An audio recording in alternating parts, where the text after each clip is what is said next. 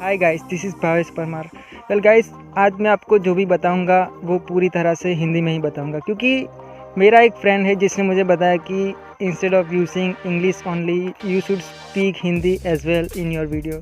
तो आज मैंने डिसाइड किया कि चलो आज हिंदी में ही बात करके देखते हैं, क्योंकि बहुत सारे ऐसे बिगनर्स होते हैं गाइस, बहुत सारे ऐसे स्टूडेंट होते हैं जो पूरी तरह से इंग्लिश को नहीं समझ पाते। और होता भी है गाइस, क्योंकि यहाँ पर हमारे देश में क्या होता है कि ज़्यादातर रीजनल लैंग्वेज ही बोली जाती है अलग अलग स्टेट में, तो वो इंग्लिश का यूज़ इतना नहीं करते जितना कि अमेरिका और ब्रिटेन में होता है। वहाँ पर क्या होता है कि बच्चे हैं वो सुन कर ही इंग्लिश बोलना सीख जाते हैं, और यहाँ पर क्या है कि हमारी अलग अलग रीजनल लैंग्वेज है, तो बच्चे वही सुनते हैं और वही सीखते हैं, तो इंग्लिश वो सीख ही नहीं पाते हैं। तो और मेरा मकसद भी यही है गाइस कि आप लोगों को कुछ इंग्लिश के बेसिक कॉन्सेप्ट सिखा पाऊँ और आपकी जो हेजिटेशन है वो दूर कर सकूँ गाइस। और कुछ लोग ऐसे होते हैं जो इंग्लिश को समझ तो पाते लेकिन वो बोल नहीं पाते, तो मैं इस वीडियो में आपको ऐसे स्ट्रक्चर के बारे में बताने वाला हूँ जो आप अपनी डेली लाइफ में यूज़ करते हैं गाइस। और ये स्ट्रक्चर इतना कॉमन है गाइस कि बहुत सारे लोग यूज़ करते हैं, इवन मैं भी इसे बहुत यूज़ करता हूँ, तो आप भी इसे यूज़ करना गाइस। और वो स्ट्रक्चर है हैव टू और हैज़ टू। तो मैं कुछ एग्जांपल के थ्रू आपको सिखाता हूँ कि ये हैव टू और हैज़ टू है क्या। तो मान लीजिए कि एक बच्चा है और उसे भूख लगी है, तो वो अपनी मम्मी से कहता है कि मम्मी मुझे खाना है। तो इसे इंग्लिश में कैसे बोलेंगे कि मम्मा मुझे खाना है, तो इसकी इंग्लिश होगी आई हैव टू ईट मम्मा।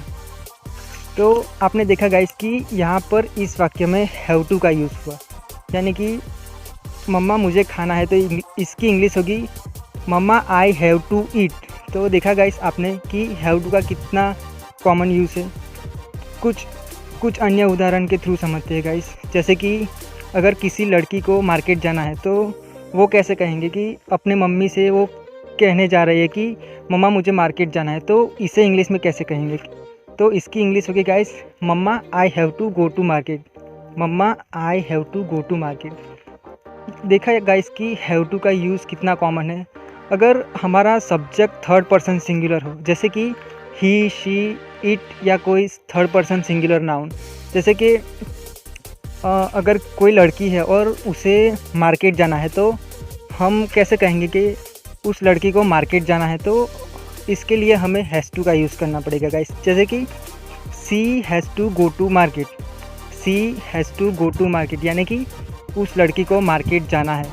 और अगर कोई लड़का है जिसको स्कूल से वापस घर आना है, तो हम इसे कैसे कहेंगे कि उसे स्कूल से घर आना है, तो इसकी इंग्लिश होगी he has to come to home.